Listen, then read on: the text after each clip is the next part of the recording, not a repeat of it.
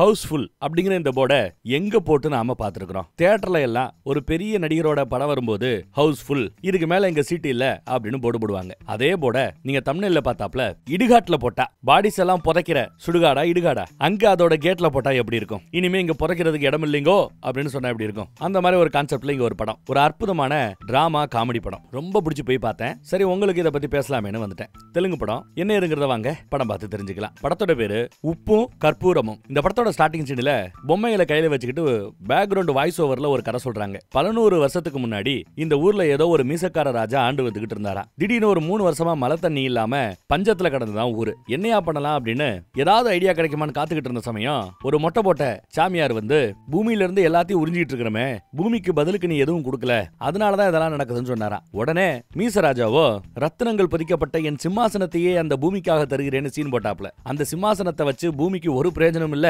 குறைஞ்சபட்சம் ஒண்ணு பண்ணு, உன் ராஜ்யத்துல இறந்து போறாங்கல்ல அவங்கள பூமியில புதைச்சிரு அப்படின்னு கேட்டுக்க சரின்னு அவரு வாக்கு கொடுத்தாராம். அடுத்து பார்த்தா மழை நல்லா பொழியுது, நல்லா விளையுது, நல்ல ஊரு செழிப்பா வளருது. அதுல இருந்து அந்த ஊருக்காரங்க அந்த ஊரோட வடக்கு பக்கத்துல யாரு செத்தாலும் அவங்கள புதைக்க ஆரம்பிச்சிட்டாங்களாம். இனிமே இந்த ஊர்ல யாரு இறந்தாலும் அவங்களோட பாடியையும் அதே மாதிரி அந்த ஊரோட வடக்குல புதைக்கணும்னு ஒரு பெரிய புக்கே எழுத ஆரம்பிச்சிட்டாங்க. புதைக்கிறவங்களோட டீடைல்ஸ் எழுதுற மாதிரியே அவங்க எந்த விதத்துல செத்தாங்க, என்ன காரணத்துக்காக செத்தாங்கன்னு அந்த காரணத்தையும் சேர்த்து எழுதுற வழக்கமும் உண்டா. அதே மாதிரி இந்த ஊர்ல வாழையடி வாழையா ஊரோட பஞ்சாயத்து தலைவர் தலைமுறையா ஒரே குடும்பத்தை சேர்ந்தவங்க தான் வருவாங்களாம். இப்படி பல வித்தியாசமான ரூல்ஸ் எல்லாம் அந்த கிராமத்துக்கு உண்டு. அந்த கிராமத்துல கையில பெரிய காப்பு போட்டு ஒரு தலைவர் வராரு பாருங்க, அவர் 2வது தலைக்கட்டு ஆளு போல. அப்புறம் 3வது தலைக்கட்டு, எங்க போனாலும் கூட போட்டோகிராஃபரோட போறது, இருக்கிற மக்கள் எல்லாம் தனக்கு மரியாதை கொடுக்கணும் கும்பிடணும்னு சொல்லி அலப்பற பண்றது, இவரு 3வது தலைக்கட்டு. இப்படி 2வது தலைக்கட்டு எங்க போனாலும் சேர் எடுத்துட்டே வருவாரு. 3வது தலைக்கட்டு எங்க போனாலும் கார் எடுத்துட்டு கூடவே ஒரு கேமராமேனை தூக்கிட்டு நான் பண்ற எல்லாத்தையுமே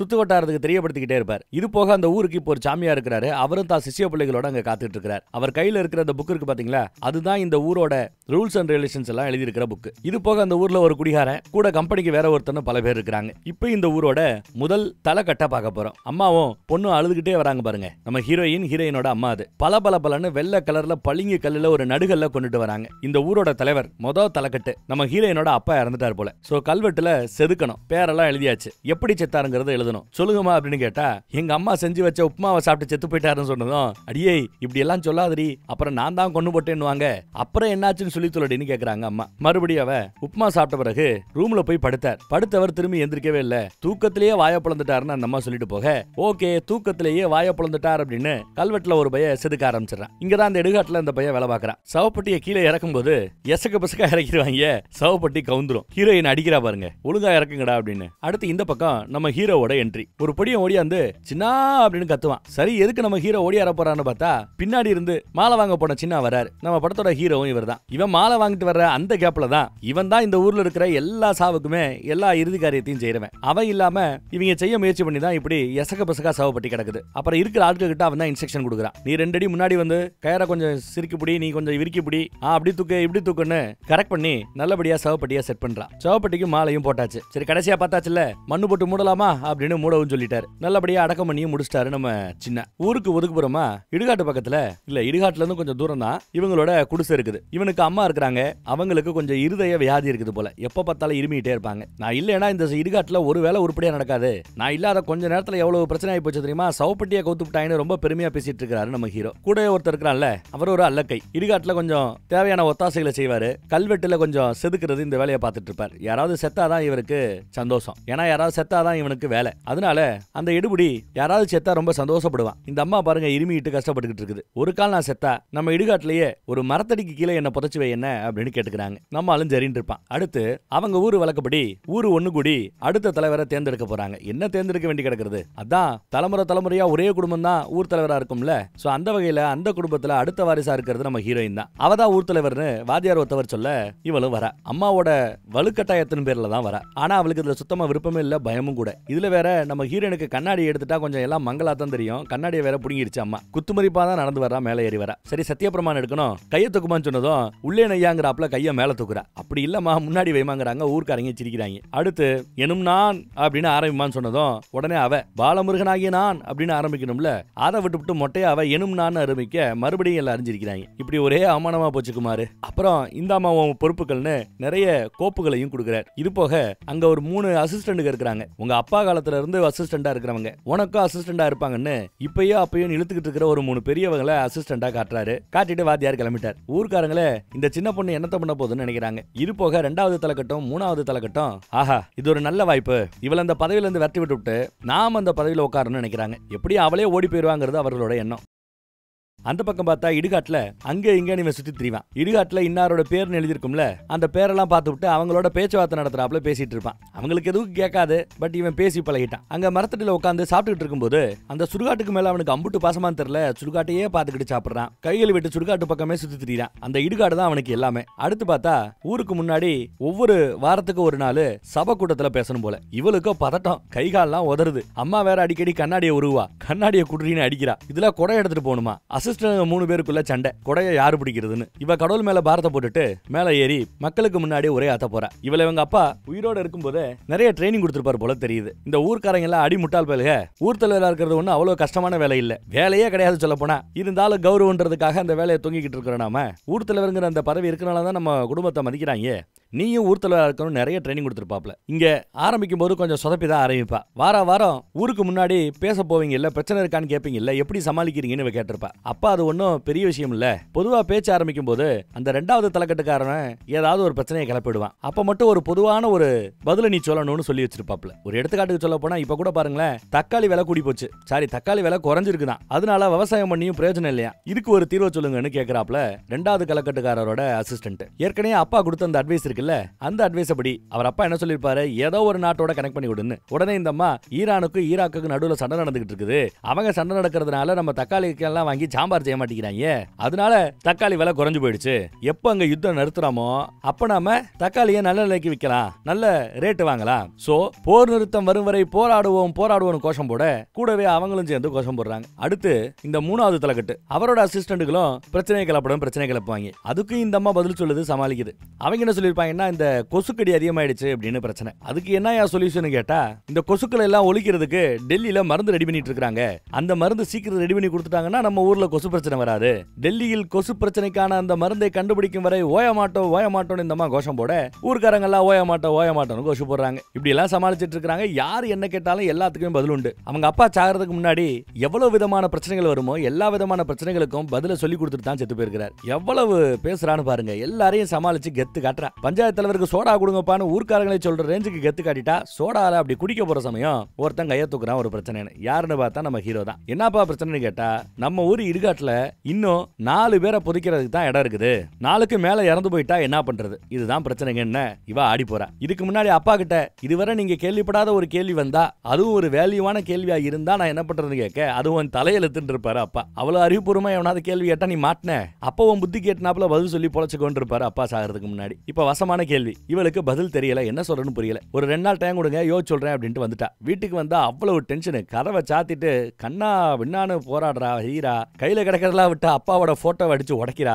எவ்வளவு பண்றான்னு பாருங்க. அந்த பக்கம் அம்மாவுக்கு இருதய வியாதிங்கிறதுனால ஹாஸ்பிட்டலுக்கு கூட்டிட்டு போயிட்டு வந்துகிட்டு இருக்கிறான். அந்த அம்மாவுக்கு பெருசா இந்த ட்ரீட்மெண்ட் எல்லாம் ஒன்னும் பெருசா நம்பிக்கை இல்ல. எப்படியும் சாய போற கழுது தானே எதிர்பார்க்கறாப்ல. நம்ம ஊரோட வடக்கு பக்கம் இடுகாட்டுல ஏதாவது ஒரு மரத்தடிக்கு கீழே என்ன போச்சிடறான்னு தான் அதே டயலாக திரும்ப விட்டுக்கிட்டு இருக்காங்க. இந்த பக்கம் கூட இருக்கிற அந்த 3 அசிஸ்டன்ட் கிட்ட இந்த பிரச்சனைக்கு தீர்வு சொல்லுங்கயானா, ஒருத்தர் எனக்கு கோழி ஆட்டை பத்தி தான் தெரியுங்கிறார், இன்னொருத்தர் டீயை குடிச்சுக்கிட்டு திரும்பியே பார்க்க மாட்டேங்கிறாரு. ஏதாவது ஐடியாவோ உதவியோ கேட்டா, இவளுக்கு யாருக்கிட்ட உதவி கேட்கணும் ஒன்னும் பிடிபடல. சரின்னு ஒரு ஐடியா வருது. இந்த ஊரோட மேப் எடுத்து இதுல கவர்மெண்ட் நிலம்னு இருக்கும்ல, அந்த மாதிரி நிலங்களையோ இல்ல ஊருக்கு ஒதுக்குப்புறமா இருக்கிற மெத்தவங்களோட நிலத்தையோ கூட விலைக்கு வாங்கலான்னு கவர்மெண்ட் இடத்தெல்லாம் முதல்ல செக் பண்ணி பாக்குறா. எல்லா இடத்துலயும் போய் பார்த்தாலும் ஒன்னும் விலைக்காகல. சரி தனியா விவசாயிங்க கிட்ட நம்ம வாங்கலாம்னு பார்த்தாலும் அவங்க எல்லாம் எங்க இடத்துக்கு பக்கத்துல போய் சுடுகாடா அப்படின்னு எல்லாரையும் விரட்டி அடிக்கிறாங்க. ஒன்னும் வேலைக்கு வேலைக்கு ஆகல. 3 அசிஸ்டன்ட்களோ உட்காந்து உரின்னு உறிஞ்சிட்டு இருக்காங்க இளநிய. அந்த சமயம் தான் அவளுக்கு ஒரு ஐடியா வருது. எல்லா ஊர்க்காரங்க மாதிரி நாம ஏன் பணத்தை எரிக்க கூடாது அப்படின்னு. ஐயோ என்ன வார்த்தை சொல்லிட்டு தாயின்னு எல்லாம் தெரிச்சு ஓடியாராங்க. இந்த வார்த்தையை கேட்ட அந்த இளநீ கடைக்காரர் அப்படியே விழுந்து செத்து போற ரேஞ்சுக்கு ரியாக்ட் பண்றாரு. அவங்க எல்லாம் காலில் விழுந்து இந்த ஐடியா விட்டுருங்கன்னு கெஞ்சுறாங்க. அது நம்ம ஊர் சம்பிரதாயமே கிடையாது, புதைக்கத்தான் செய்யணும்னு அடம்பிடிக்கிறாங்க. சரி நான் சொல்லல, எரிக்கணும்னு நான் சொல்ல மாட்டேன் போதுமான சொன்ன பிறகுதான் விடுறாங்க. அப்புறம் பார்த்தா நம்ம ஹீரோவோட கதவை தட்டிட்டு வந்து நிக்கிறா. பிரச்சனை நீ தானே சொன்ன அப்படின்னு வந்து நிக்கிறா. வீடு வர வந்துட்டீங்க. ஆக்சுவலா இந்த மாதிரி விஷயத்துல எல்லாம் சொல்லி விட்டீங்கன்னா நாங்க தான் உங்க வீடு தேடி வருவோம், நீங்க எங்க வீடு தேடி வர்றது இதுதான் முதன் முறைன்னு கூட்டு வரா. இந்த அம்மா உட்கார வைக்கிறதுக்காக சேர் ஒன்னு இருக்கும், பழைய இரும்பு சேர். அதை இது வரைக்கும் ஓபன் பண்ணதே இல்ல போல. அதை ஓபன் பண்றதுக்கு இந்த பாகுபலி பேக்ரவுண்ட் மியூசிக் போட்டு விட்டுட்டு ஐயோ அப்படின்னு கத்தி இழுக்கிறான். ஒரு வழியா இழுத்துட்டாங்க. இப்ப உட்காரலாம் மேடம்னு உட்கார சொல்றான். அந்த அம்மா விழுந்துருமோன்னு பயந்துகிட்டே உட்காருது. அப்புறம் இந்த மாதிரி பிரச்சனை இருக்குது, இதுக்கு என்ன சொல்யூஷன் இருக்கும் அப்படின்னு கேக்குறாங்க. அப்படி பேச்சு விளக்குல போகும்போது எவ்வளவு டைம் இருக்குங்கிறத ஃபர்ஸ்ட் நோட் பண்ணணும். இந்த ஊர்ல இப்பயே அப்பயோன்னு அடுத்து சாக போறவங்களோட ஒரு லிஸ்டட். ஒரு பக்கம் பேர் இருக்கணும், பக்கத்துலயே அவங்க குறைஞ்சபட்சம் எத்தனை வருஷம் இல்ல எத்தனை மாசம் இருக்க போறாங்கிற நேரம் இருக்கணும். முடிஞ்ச அளவு நீ தான் கெஸ் பண்ணி சொல்லணும், ஒரு லிஸ்ட் போடணும்னு சொல்லிட்டாங்க. உடனே இவனும் ஊருக்குள்ளெல்லாம் தெரிஞ்சு அங்கே இங்கே அலைஞ்சு லிஸ்ட்ல ஒரு 7-8 பேரை சேர்க்கிறான். 7 பேரை சேர்த்துட்டான். தான் அம்மாவோட பேரையும் அதில் சேர்க்கணும். ஏன்னா அவங்களும் இப்போ தான் இருக்கிறாங்க இருதய வியாதி. ஆனா அவங்க பேரை மேலே எழுதணும் சொல்லிட்டு ஃபர்ஸ்டா எழுதுறான். ஆக மொத்தம் 8 பேர் வந்துருச்சு. இந்த 8 பேரும் சாகிறதுக்கு ஒரு 1-2 வருஷம் ஆகும். சோ அது வரைக்கும் நமக்கு நேரம் இருக்குதுன்னு அந்த லிஸ்ட்டை வாசிச்சு நமக்கு நேரம் இருக்குன்னு அதுக்குள்ள ஒரு நல்ல தீர்வை சொல்லலாம்னு சொல்லி சமாளிக்க பாக்குறாங்க. ஆனா ஊர்க்காரங்களுக்கு அதுல திருப்தி இல்ல. இருக்கிறது 4 இடம், லிஸ்ட்ல 8 பேர் வராங்க. 8 பேருக்கு எப்படி அந்த 4 இடத்தை பிரிச்சு கொடுப்ப? இதுதான் பிரச்சனை. ரெண்டாவது தலைக்கட்டு, என் குடும்பத்துல பெரியவர் இருக்கிறாரு, அவர் செத்தாருன்னா கண்டிப்பா ஒரு இடம் வேணுங்கிறப்ப. யாரு 3வது தலைக்கட்டுல, சாரி 2வது தலைக்கட்டுலயே இதோ இவரே இப்ப அப்பயும் தானே இருக்கிறாப்ல மீசக்காரரு, நல்ல நகை எல்லாம் போட்டுக்கிட்டு. அவரு நான் செத்தா என்ன அங்க பறைக்கணும், எங்க குடும்பம் அப்படி கௌரவம் அப்படின்னு அவர் பேசிட்டு இருக்கிறார். இப்படி அந்த 4 இடத்துக்கு இவ்வளவு போட்டி. ஊர்க்காரங்களும் எங்களுக்கு இடம் வேணும்னு பிரச்சனை பண்ண ஆரம்பிக்கிறாங்க. பயங்கர கலவரமாகுது. என்ன பண்ண தெரியாம புலம்பி தள்ளிக்கிட்டு இருக்கிறா. ஹீரோ கிட்ட பேசிட்டு இருக்காங்க. சரி ஒரு குலுக்கல் முறையில தேர்ந்தெடுக்கலாமேன்றாப்ல ஒரு பேசி ஒரு முடிவு பண்றாங்க. இவளும் குலுக்கல் எடுக்கலாம்னு சொல்லிட்டா போல. கூட இருக்கிற அசிஸ்டன்ட்டுக இந்த குலுக்கல் மேட்டரை ரெடி பண்றோம்னு சொல்லிவிட்டு இந்த ஊர்ல எல்லாம் திருவிழா போட்டு மேடை போட்டு பேனர் எல்லாம் வச்சு பண்ணுவாங்க இல்ல, அந்த மாதிரி ஒரு கோஷ்டிக்கு கான்ட்ராக்ட் கொடுத்துட்டாங்க போல. கடவுளெல்லாம் ரெடி பண்ணி வச்சிருக்காங்க. இந்த மாதிரி செத்தா புதைக்க வேண்டிய அந்த இடத்தை தீர்மானிப்பதற்கான திருவிழானே எழுதி வச்சிருக்காங்க. இதெல்லாம் ரொம்ப டூ மச்னு நம்ம ஹீரோனுக்கு தெரியுது. புலம்பி தள்ளிட்டு தான் வராங்க. இங்க ஒருத்தன் பொதுவா மைக்க பிடிச்சிக்கிட்டு போட்டி நடத்துறாங்கன்னா அந்த போட்டியில இன்னார் ஜெயிச்சாரு, இன்னாருக்கு இன்ன பிரைஸ், இவ்வளவு பணம்ன்றதெல்லாம் அனௌன்ஸ் பண்ணாப்ல இல்ல. இப்போ இந்த ஒரு பதவிக்கு ஒரு பேர் இருக்கிறது இந்த வேலைக்கு, ஆங்கர். அந்த காலத்திலேயே ஆங்கர் இருந்திருக்கிறார். அப்ப ஆங்கர்ங்கிற பேரை கண்டுபிடிக்கப்படல. பட் மைக்க பிடிச்சிக்கிட்டு அவங்க அந்த ஈவெண்ட்டை ஹோஸ்ட் பண்றவங்க தான் ஆங்கர் தான். அங்க ஒரு பஞ்சு மிட்டாய் கலர்ல ஆங்கர் ஒருத்தவர் இருக்கிறாப்ல. அவர் மைக்க பிடிச்சா பெரிய விஷயம் மாதிரி ஆக்கி இந்த மாதிரி குலுக்கல் முறையில் நம்ம தேர்ந்தெடுக்க போறோம்னு குஜாலா சொல்லிட்டு இருக்கிறார். ஒரு சின்ன குழந்தையை கூப்பிட்டு ஒவ்வொருத்தங்களா பேர் எடுக்க ஏதோ ஒரு அம்மா பேர் வருது, அடுத்து இன்னொரு அம்மாவோட பேர் வருது. என்ன ஒரு ஆம்பளை பேர் வரல ஏன்னு சொல்லிட்டு இருக்கும்போது மூணாவதா அந்த 3வது தலைக்கட்டுல ஒருத்தவர் இருக்கிறார்ல அவரோட பேர் வருது. உடனே 3வது தலைக்கட்டுக்கு செம குஷி சந்தோஷம். அடுத்து 4வதா என்ன பேர் வந்திருக்குன்னு பார்த்தா நம்ம 2வது தலைக்கட்டு அவரோட பேர் வந்திருக்கு. ஆனா அந்த பேரை இவ வாசிக்கல, ஹீரோயின் வாசிக்கல. சுடுகாட்டுல எல்லா வேலையும் இழுத்து போட்டு பண்ணிட்டு இருக்கிற நம்ம சின்னாவோட அம்மா இருத வியாதியில கஷ்டப்படுறாங்கல்ல, அவங்களோட பேரை சும்மா பொய்யா வாசிச்சு ஏமாத்திட்டா. அப்புறம் எடுத்து உள்ள போட்டா யாரும் பாத்திர கூடாதுன்னு அந்த அம்மா தான் ஜெயிஸ்டா நினைச்சு சந்தோஷப்படுறாங்க. அதை பார்த்து இவ சந்தோஷப்படுறா. தான் பேர் வரலையேன்னு இவருக்கு கொஞ்சம் வருத்தம் தான். இதுல வேற அந்த 3வது தலைக்கட்டு ரொம்ப பெரிய கை. அங்க குடிகாரர் ஒருத்தர் இருக்கிறார்ல, மிஸ்டர் குடிகாரர், அவரு என்ன ஒண்ணு பார்ட்டி கிட்டி இல்லையா, 2 கடா வெட்டி ஊருக்கே சாராயம் ஊத்த வேணாமான்னு சொன்னதும் சரி ஊத்திடுவோம் எல்லாரும் வீட்டுக்கு வந்துருங்கன்னு தடாபுடலா அன்னைக்கு பார்ட்டி பண்றாரு. ஜே பார்ட்டி கொண்டாட்டம். அண்டாவா சாராயம் காய்ச்சறாங்க. இதுல நம்ம குடிகாரரோ என்னடா சாராயம் காய்ச்சறீங்க, குடிச்சு பார்த்தா ஒரு மப்பு ஏற மாட்டேங்குது, நான் காய்ச்சறடான்னு போய் என்ன கூத்து பண்றாருன்னு பாருங்க. ஒரு டயர் அத்து போட்டு உள்ள போடுறாரு, பல்ப பிடிங்கி உள்ள போடுறாரு, தான் போட்டிருந்த செருப்பை உள்ள போடுறாரு. இது போக இவர்கிட்ட ஏதோ ஒரு டப்பா ஏதோ இருக்கு, அதுல லிக்விட் ஏதோ இருக்கு, அதை வேற எடுத்து உள்ள தெளிக்கிறாரு. அட பாவமே, யோ பெருசு இப்படி எல்லாம் பண்ணாதையான்னு அவரை இழுத்துட்டு போறதுக்குள்ள அந்த கேப்ல இப்ப கலந்த அந்த கலவையில இருந்து எவனோ ஒருத்தன் ஒரு ஜக்கு நிறைய சாராயத்தை எடுத்து கொண்டு போய் கொடுத்துட்டாங்க. ராத்திரி குடிச்சு விட்டு காலையில பார்த்தா நிறைய பணம் கிடக்குது. சரி இன்னும் ஒரு 2-3 பேர் செத்தா கூட ஒவ்வொருத்தரா அடக்கம் பண்றதுக்கு மொத்தமா 2 வருஷம் இருக்குது, நாம நிம்மதியா இருக்கலாம் நம்ம ஹீரோயின் நினைச்சுக்கிட்டு இருந்தாங்க. அதுக்குள்ள பிரச்சனை என்ன பிரச்சனை வந்து பார்த்தா சாராயத்தை குடிச்சு விட்டு 4 பேர் அங்க செத்து போய் கிடக்குறாங்க. பெரிய இடி எல்லாருக்கும். 3ஆம் தலைக்கட்டு அப்படியே சாஞ்சிட்டாரு. ஏற்கனவே இருக்கிறது 4 இடம் தான், இப்ப 4 பணம் விழுந்துருச்சு, வேற வழி இல்ல. அந்த 4 இடத்துலயுமே அந்த 4 பணத்தை நம்ம சின்னதான் புதைக்கிறாப்ல நல்லபடியா முடிச்சிட்டாப்ல. இப்ப 4 இடமும் தீர்ந்து போச்சு. இனி அடுத்த ஒரு சாவு விழுந்தா அவங்களை எங்க புதைக்கிறதுன்னு தெரியல. அதுக்குள்ள ஒரு சொல்யூஷன் சொல்யூஷனை கண்டுபிடிச்சானுமேனு இவளுக்கு டென்ஷன். அந்த பக்கம் பார்த்தா அந்த சரக்கடிச்ச இருக்கான்ல, கடா வெட்ட மாட்டீங்களா, ஊருக்கே சாராய ஊத்து கொடுக்க மாட்டீங்களான்னு கேட்டார்ல, அந்த பையில கூப்பிட்டு அடின்னு அடிக்கிறாப்ல. அவர் பயந்து ஓடிக்கிட்டு இருக்க பெரியவர் பயந்து போய் மரத்து மேலே ஏறி உட்காந்துட்டாருன்னா பாத்துக்கங்களேன். இப்போ குழுக்கல்ல விழுந்து 4 பேர் பேர் கிடைச்சு ஒரு பிரயோஜனம் இல்ல, ஏன்னா சீட்டு ஃபில்லு. இதை நினைச்சுக்கிட்டு அந்த 2வது தலைக்கட்டுக்கு ரொம்ப சந்தோஷமா இருக்குது, ரொம்ப குஷியா அதை கொண்டாடிக்கிட்டு இருக்கிறார். இந்த பக்கம் தான் புள்ள வருத்தப்படக்கூடாதுன்னு அம்மா சின்ன கிட்ட, இங்க பாரு, ஏதோ நான் சின்ன தெரியாம ஏதாவது கேட்டு விட்டு இருப்பேன், அதெல்லாம் எனக்கு ஒரு பிரச்சனையும் இல்ல, செத்த பிறகு கழுதை எங்க புதைச்சா என்ன, கிடைக்கிற இடத்துல போதடா, ஒரு பிரச்சனை இல்ல, இந்த ஊர்லயே இடம் கிடைக்கலனால வேற எங்கேயாவது கூட போச்சுக்கன்னு நல்லா பேசுது. ஆனாலும் இவனுக்கு மனசு கேட்கல, தான் அம்மாவோட ஆசையை நிறைவேற்றணுமே நினைக்கிறான். ராத்திரி சுடுகாட்டு பக்கம் வரான். இங்க யாருக்குமே தெரியாம ஒரு இடம் இருக்குதுங்க. ஆக்சுவலா 5 பேரை புதைக்கிற ரேஞ்சுக்கு இங்க இடம் இருக்கும். ஆனா 4ன்னு நம்ம பையன் போய் சொல்லியிருப்பான். ஏன்னா தான் அம்மாவுக்காக ஒரு இடத்தையும் ஒதுக்கி வச்சிருந்தான். இந்த இடத்தை யாரும் கண்டுபிடிச்சிடக்கூடாது அப்படின்றதுக்காக அடுத்த நாள் காலையில முத வேலையா நடுகள் மாதிரி ஒரு ஷேப்ல ஒரு கல்லு கிடைக்கும். அந்த கல்லை எடுத்துட்டு கிளம்புறான். சுடுகாட்டுல கொண்டு போய் இதை நட்டு வச்சிட்டோம்னா யாரும் அந்த இடத்தை கண்டுபிடிக்க மாட்டாங்கன்னு நினைக்கிறான். அதுக்குள்ள வேற நம்ம ஹீரோயின் அந்த பக்கம் வந்துட்டு, பக்கத்து ஊருக்கு போறோம், இந்த சுடுகாடு பிரச்சனையை சரி பண்றதுக்காக போறோம், நீயும் வான்னு கூப்பிடுறாங்க. சரி நீ இவனும் சாக்க பொத்திக்கிட்டு கல்லோட கிளம்பிட்டான். ஒவ்வொரு ஊரா, இந்த ஊரோட எல்லை பக்கத்துல, அந்த வடக்கு பக்கத்துல இருக்கிற எல்லையில மொத்தம் 3 ஊர் இருக்குது. ஒவ்வொரு ஊருக்கா போய் விசாரிக்க ஆரம்பிக்கிறாங்க. ஒரு ஊருக்காரரோ இந்த பிரச்சனையை கேட்டு நக்கலா சிரிக்கிறார். ஏன்னா அவங்க ஊர்ல சுடுகாடு தான், இடுகாடு கிடையாது, இறந்தா எரிச்சிருவாங்களா, எங்களுக்கு பிரச்சனையே இல்லைங்கிறாங்க. இன்னொரு ஊர்ல போய் கேட்டா அவங்க தாராளமா 1 ஏக்கர் இடம் கொடுக்குறோம், ஆனா 1 ஏக்கரை 1 லட்சம் ரூபாய் சொல்றாங்க. அந்த காலத்துல 1 லட்சம் ரூபாங்கிறது ரொம்ப பெரிய பணம். 25,000 தான் மார்க்கெட் ரேட்டா, நீங்க என்ன 4 மடங்கு சொல்லுங்களேன்னு கேட்க அவங்க அதுதான் ரேட்டுன்னு இருக்காங்க. இன்னொரு ஊருக்கு போனா அங்க ஒரு பண்ணையாரு அதெல்லாம் கொடுக்க முடியாது, அதாவது அந்த சுடுகாடை ஒட்டினாப்ல 3 ஊர் இருக்குது, அந்த சுடுகாடை எக்ஸ்டெண்ட் பண்ணணும்னா விரிவாக்கணும்னா இந்த 3 ஊர்கிட்ட போய் தான் கேட்டாகணும். ஒரு ஊர் என்ன சொல்லிட்டான், நாங்க எதையும் புதைக்க மாட்டோம், எரிக்கத்தான் செய்வோம், எங்க ஊர்ல எரிக்கிற பழக்கம் தான், வேணா வந்து எரிச்சுக்கங்க, புதைக்கிறதுக்கு இடம் கிடையாதுன்னு சொல்லிட்டாங்க. 2வது ஊர் என்ன சொல்லுச்சு, கொடுக்குறோம், ஆனா 1 ஏக்கர் 1 லட்சம்னு அவ்வளவு பெரிய பணத்தை சொல்றாங்க. 3வது பண்ணையாரு அந்த சுடுகாட்டை எக்ஸ்டெண்ட் பண்ற இவரோட அந்த ஊர் பக்கம் எக்ஸ்டெண்ட் பண்ணி வந்தா அந்த இடத்துல தன்னோட அப்பாவுக்காக ஒரு பெரிய சிலை எழுப்ப போறாராம், இறந்த தன் அப்பாவுக்காக, அதனால தர முடியாதுன்னு டாப்ல. சோ ஊர் ஃபுல்லா அலைஞ்சு ஒரு பிரயோஜனமும் இல்ல, திரும்ப வந்துட்டாங்க. திரும்ப வந்தா ஊர்ல பெரிய பஞ்சாயத்து போல நிறைய பேர் வந்து ஒண்ணு கூடி இந்த சுடுகாடு பிரச்சனைக்கு ஒரு முடிவை சொல்லுங்க, இல்லனா பதவி விலகுங்கன்னு கோஷம் போட ஆரம்பிச்சிட்டாங்க. இவளுக்கு டென்ஷனு, கரவை சாத்திக்கிட்டு ஒரே அழுக. சரி பேசாம பதவியை ராஜினாமா பண்ணலான்னு கிளம்புனா அம்மா ராஜினாமா பண்ண விட மாட்டேன்னு சொல்லிவிட்டு என்ன அப்படி பிடிச்சி இழுக்கிறா பாருங்க, நீ ராஜினாமா பண்ணக்கூடாது, பிரச்சனைக்கு சொல்யூஷன் கண்டுபிடின்ட்டாங்க. நம்ம பையன் ராத்திரியோட ராத்திரியா போய் நடுகல்ல நட்டுட்டான் போல. அடுத்த நாள் சரி ஏதாவது ஒரு இடத்துல ஒரு சின்ன ஒரு இடம் கிடைக்காதா, அடுத்து யாராவது ஒரு டெத் விழுந்தா இங்க புதைக்கிற வரைக்கும் அந்த அடுத்த டெத் நடக்கிறதுக்கு ஒரு 3-4 மாசம் ஆகாதா, அது வரைக்கும் டைம் கிடைக்குமேன்னு அந்த ஒரு இடத்தை தேடிக்கிட்டு இருக்காங்க அசிஸ்டன்ட்களும் நம்ம ஹீரோயினும். என்னதான் தேடி பார்த்தாலும் ஒரு இடமும் கிடைக்கல. இந்த நடுகல்ல பார்க்கும்போது அவளுக்கு லைட்டா டவுட் வரும், என்னமா இங்க பாக்குறீங்கன்னு நம்ம பையன் ஓடியாந்து கேட்பான். இல்ல இதுல ஒண்ணுமே பொறிக்கலையே அப்படின்னு கேட்க, 100 வருஷம் கல்லா இருந்தா எழுதுனது எல்லாம் எங்க இருக்கும், எல்லாம் மறைஞ்சு போயிருக்கும்னு சொன்னதும் அந்த அம்மாவுக்கு ஒரு ஐடியா வருது. சூப்பர் ஐடியா கிடைச்சிருச்சுன்னு உடனே ஊரை கூட்டி 100 வருஷத்துக்கு முன்னாடி வரைக்கும் 100 வருஷத்துக்கு முன்னாடி இறந்து போனவங்களை போச்சிருப்போம்ல, அந்த கல்வெட்டுல கூட இன்னாருன்னு கூட எழுதிருக்கிறது சரியா தெரியல. அந்த மாதிரியான 100 வருஷத்துக்கு முந்தைய இறந்து போனவங்களோட டெட் பாடிஸ் அந்த எலும்புகள் எல்லாம் வெளியில எடுத்து சாஸ்திர முறைப்படி நல்லபடியா அதுகளுக்கு செய்ய வேண்டிய மரியாதையை செஞ்சு மொத்தமா ஒரே இடத்துல போச்சிருவோம். இப்படி பண்ணோம்னா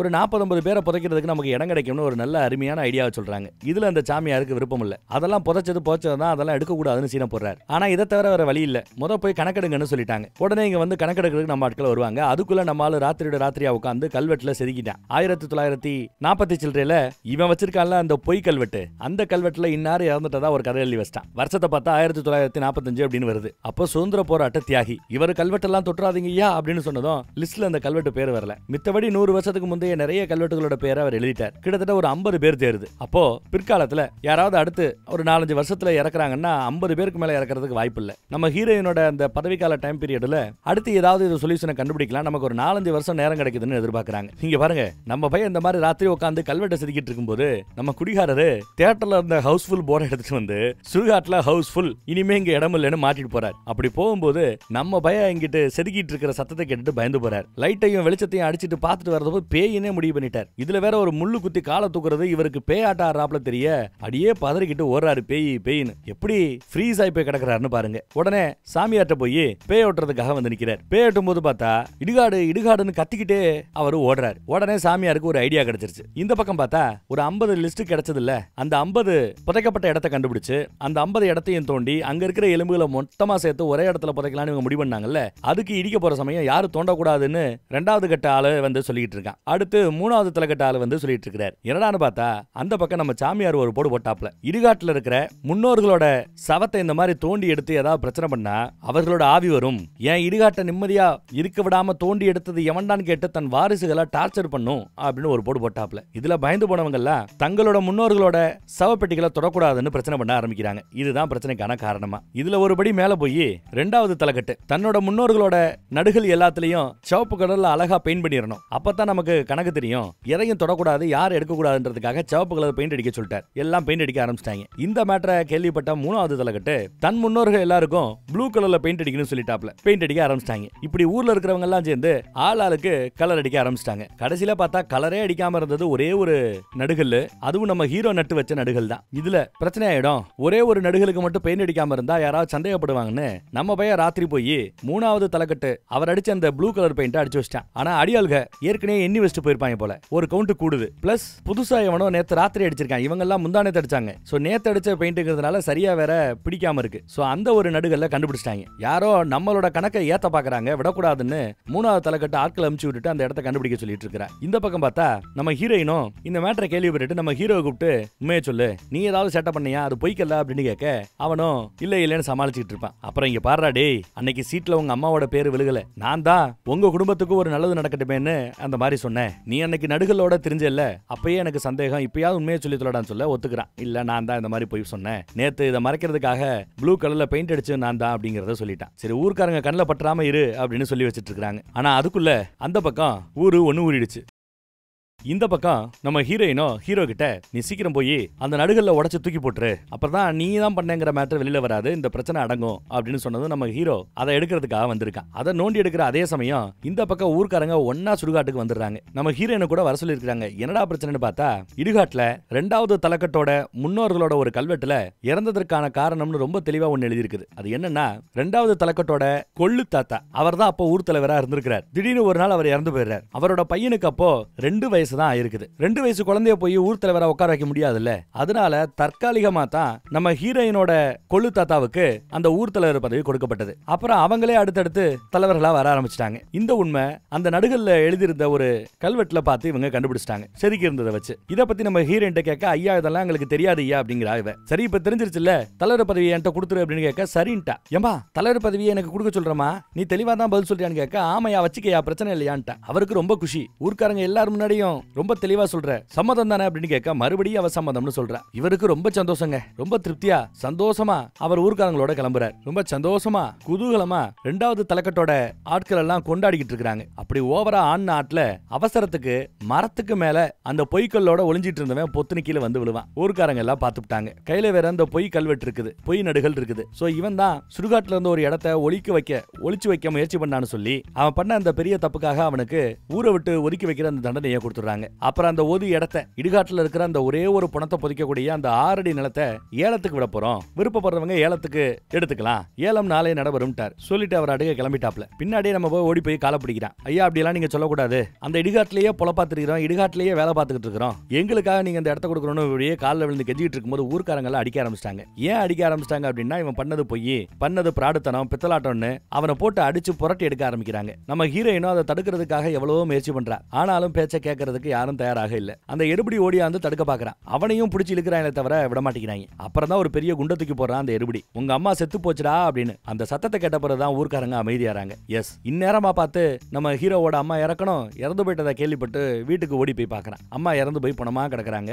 கதறி கதறி அழுகிறான். தான் அம்மா பணத்தை எப்படி பதப்படுத்தி வைக்கணும், அதுவும் மூலிகையை வச்சு எப்படி பதப்படுத்தி வைக்கணும்லாம் இதுக்கு முன்னாடி சொல்லி கொடுத்துருப்பாங்க. யாராவது ஒரு வாரிசு வெளியூர்ல இருந்து வர தாமதமாச்சுன்னா ஒரு 2-3 நாள் பாடியை வச்சுக்கிறதுக்கு ஒரு டெக்னிக் அது. இப்ப அதே டெக்னிக்கை பயன்படுத்தி தான் அம்மாவோட பாடியை பதப்படுத்தி வைக்கிறான். ஏன்னா இப்போ இவங்களோட பாடியை புதைக்கிறதுக்கு இங்க இடம் இல்ல. சோ இடம் கிடைக்கிற வரைக்கும் பதப்படுத்தி தான் வச்சானும் வைக்கிறான். அடுத்து பாருங்க, அடுத்த நாள் இந்த ஏல வர்ற மேட்டர் வருது. ஏலத்துல எப்படியும் தான் எடுத்துடலான்னு 2வது தலைக்கட்டு அதான் புதிய ஊர் தலைவர் அவரு நினைச்சிட்டு இருக்கிறார். எவ்வளவு வேல்யூ போனாலும் சரி நாம வாங்கிடணும், தன்னோட பாடியை அந்த 6 அடி நிலத்துல புதைக்கணுங்கிறது அவரோட ஆசை, கௌரவம். அதே மாதிரி 3வது தலைக்கட்டு இந்த ஊர்ல அந்த ஆளை தவிர வேற ஆள்கிட்ட காசு இல்ல நினைச்சிட்டு இருக்கிறாப்லையா, என்கிட்ட காசு இருக்கு நான் ஏல விடுவேன்னு சொல்லிட்டு இருக்கிறான். எதிர்பார்த்தாப்லயே ஏலத்தப்போ இவங்க 2 பேருக்கு நடுவில் தான் போட்டி. ஆரம்ப விலையே 10,000 ஆரம்பமாகுது. அந்த காலத்துல 10,000 பெரிய பணம். 10 சென்ட் நிலத்தை வாங்கலாம். வெறும் 6 அடி நிலத்துக்கு இவ்வளவு காசு கொடுக்கணும்னு அவசியம் இல்ல. ஆனா 10,000 இருந்து ஆரம்பமாகுது. உடனே நம்ம ஆளு 11 12 கேட்க ஆரம்பிக்கிறான். 3வது தலைக்கட்டு. அடுத்து இவர் 20 கேட்டா இவன் 30. உடனே அவர் 35. இப்படி ரேட் ஏற ஆரம்பிக்க 3வது தலைக்கட்டு இதுக்கு மேல கேட்க வேண்டான்னு கேட்டதான் அடியாலேயே அடிக்கிறார். கேட்க வேண்டாம்டா அமைதியாறான்னு. சோ 3வது தலைக்கட்டு பிரச்சனையில இருந்து ஒதுங்கிடுச்சு. 40,000 கேட்டுட்டு ரொம்ப சந்தோஷமா இருக்கிறாரு நம்ம 2வது தலைக்கட்டு புதிய ஊர் தலைவர். ஒரு தரம் 2 தடவை பேசும்போது 3வது தடவை சொல்றதுக்குள்ள ஒரு பாட்டிமா 40,001 சாரி பாட்டிமாங்கிற நம்ம எடுபடி கேட்கறான் 40,001 அவ்வளவு காசு வச்சிருக்கியான்னு கூட இருக்கிற தெருபடி சும்மா நக்கலா கேப்பாப்ல. யாரு கூட இருக்கிறவரு? புதிய ஊர் தலைவர் கூட இருக்கிறவரு. அதெல்லாம் காசு இருக்குது, நீ ஏலத்தை நடத்துப்பான்னு சத்தம் போடுறாப்ல. உடனே 2ஆம் தலைக்கட்டோட அடியாளு 45,000 கேட்கறான். இன்னொரு ஊர்க்காரங்க 45,001 கேட்கறாங்க. உடனே 50,000 கொண்டு போறாங்க. ஊர்க்காரங்கள்ல வேற யாரோ ஒருத்தவங்க 51 கேட்கறாங்க. இவர் 60 சொன்னா யாரோ ஒருத்தவங்க 61 கேட்கறாங்க. 70 கேட்டா 71 கேட்கறாங்க. 80 கேட்டா 81 கேட்கறாங்க. 90 கேட்டா ஊர்ல யாரோ ஒருத்தவர் 91 கேட்கறாரு. இதுல காண்டாயி கடைசியில நம்ம புது ஊர் தலைவரோ 1 லட்சம் அவரே எந்திரிச்சு சத்தம் போறார். 1 லட்சம் கேட்கறதுக்கு ஆள் இருக்கா அப்படின்னு மீசியம் இருக்கிறார். 1 லட்சம் ஒரு தரம் 2 தரம் 3 தரம்னு முடிச்சாச்சு. கூட இருக்கிற அடியாட்கள் எல்லாம் ரொம்ப சந்தோஷமா இருக்காங்க. 1 லட்சம் ரூபா நாம தான் ஜெயிச்சோம்னு. ஆனா ஊர்க்காரங்க எல்லாம் நக்கலா சிரிக்கிறாங்க. இவருக்கு ஒன்னும் புரியல, என்ன ஊர்க்காரங்க எல்லாம் ஒரு மாதிரியா சிரிக்கிறாங்க அப்படின்னு. ஊர்க்காரங்க எல்லாம் ஒன்னா நிஜமா சிரிச்சிட்டு இருக்காங்க. அந்த பக்கம் பார்த்தா 1 லட்சம் ரூபா கொடுத்து இவர் வாங்கின அந்த 6 அடி நிலத்தை போய் பாக்குறாரு. அடியாட்கள் தான் குசி. அவரோ ஒருவேளை நாம இழிச்சவன் ஆயிட்டோமோ அப்படின்னு லைட்டா அவருக்கு தோணுது. இருந்தாலும் எடுத்தாச்சுல்ல, வேற வழி இல்ல. அந்த காசை ஊர் வாத்தியார் கிட்ட கட்டிடுறாங்க. இப்ப ஊரோட சார்பா 1 லட்சம் ரூபா இவங்களுக்கு கிடைச்சிருக்குது. அந்த பக்கம் பார்த்தா இறந்து போன நம்ம ஹீரோவோட அம்மாவை அடக்கம் பண்றதுக்காக ஒரு 4 பேர் கூடி அப்படியே ஊர்வலமா தூக்கிட்டு போறாங்க. ஊரை விட்டு ஒதுக்கி வச்ச இந்த குடும்பத்துக்காக இப்ப ஊரே ஒண்ணு கூடி வருது. அவ்வளவு பெரிய கூட்டம் பின்னாடியே போகுது. இப்பதான் புதைக்கிறதுக்கு இடம் இல்லையே, எங்க கொண்டு போறாங்க, எங்க புதைக்க போறாங்கன்னு பார்த்தா அப்பதான் ஒரு பிளாஷ்பேக்ல நம்ம ஹீரோயினை போய் பார்த்து ஒரு நல்ல ஐடியாவை கொடுத்திருக்கான். உடனே ஹீரோயினும் ஊர்க்காரங்க சில பேர்கிட்ட போய் நம்ம 2வது தலைக்கட்டு 3ஆம் தலைக்கட்டு அவங்களுக்கு பொண்ணு கொடுத்தோர் பொண்ணெடுத்தோர் அங்கமங்காளி இவங்க யாரு கூடயும் அந்த குரூப்பை மட்டும் சேர்த்துக்காம மீதி இருக்கிற ஆட்களை மட்டும் எங்க வீட்டுக்கு வாங்க ஒன்னு பேசணும்னு. சோ அந்த மாதிரி மீதி ஆட்கள் மட்டும் இங்க வந்திருக்காங்க. நம்ம ஹீரோ வந்ததும் அவனை பார்த்ததும் சத்தம் போட ஆரம்பிக்கிறாங்க. சும்மா கம்முன்னு கிடையா அப்படின்னு நம்ம ஹீரோயின் ஓங்கி ஒரு சத்தம் போடுவா பாருங்க. எல்லா பேரும் அரண்டு போறாங்க. இப்பதான் ஊர் தலைவிக்கான அந்த எல்லா அம்சமும் பொருந்தி வருது நம்ம ஹீரோயினுக்கு. இந்த மனுஷன் சொல்றத தயவு செய்து கேளுங்க. இல்லனா இவரோட அம்மா இப்ப எப்படி டெட் பாடியா கிடக்குறாங்க, புதைக்கிறதுக்கு இடம் இல்லாம கஷ்டப்படுறோமோ அதே மாதிரி உங்க வீட்டுல இருக்கிற ஒவ்வொரு பணமும் கஷ்டப்படும், நாம கஷ்டப்பட வேண்டியிருக்கும். பொறுமையா ஒரு நல்ல ஐடியா சொல்றாரு, கேட்டு தொலைங்கன்னு சத்தம் போடுறாப்ல. நம்ம யாராவது நம்ம வீட்டுல ஒரு இலவு விழுந்தா இருந்து எல்லா வேலையும் பாக்குறவன் இவன். ஆனா அவனுக்கு அவன் வீட்டுல விழுந்திருக்கிற இந்த இலவுக்கு அவனால எதுவும் செய்ய முடியலன்றப்போ வலி எவ்வளவு இருக்கும் புரிஞ்சுக்கங்கன்னு சத்தம் போடுறாங்க. அப்புறம் நீ சொல்லுப்பான்னு சொன்னதும் நம்ம போய் தான் ஐடியா கொடுப்பான். இந்த மாதிரி ஏலத்துல அவங்க 2 பேருக்கு நடுவுல போட்டி இருக்கும். 2வது தலைக்கட்டுக்கும் 3வது தலைக்கட்டுக்கும் போட்டியில மாத்தி ரேட்டை ஏத்திட்டு இருப்பாங்க. ஒரு ஸ்டேஜ்ல யாரோ ஒரு ஆளு நின்னு போயிடுவாப்ல. அப்ப நம்ம சும்மா இருக்க கூடாது, நாம ஏலத்தை ஏத்தி விடணும். 1 லட்சம் ரூபா வந்த பிறகு நாம சைலண்ட் ஆயிரணும். அந்த 1 லட்சம் ரூபா கிடைச்சா நம்ம ஊரோட பிரச்சனை தீந்துரும் அப்படின்னு நம்ம ஹீரோவும் சேர்ந்து அந்த ஐடியா கொடுத்துருக்காங்க. இப்படித்தான் அந்த ஏலத்தை ஏத்தி விட்டாங்க.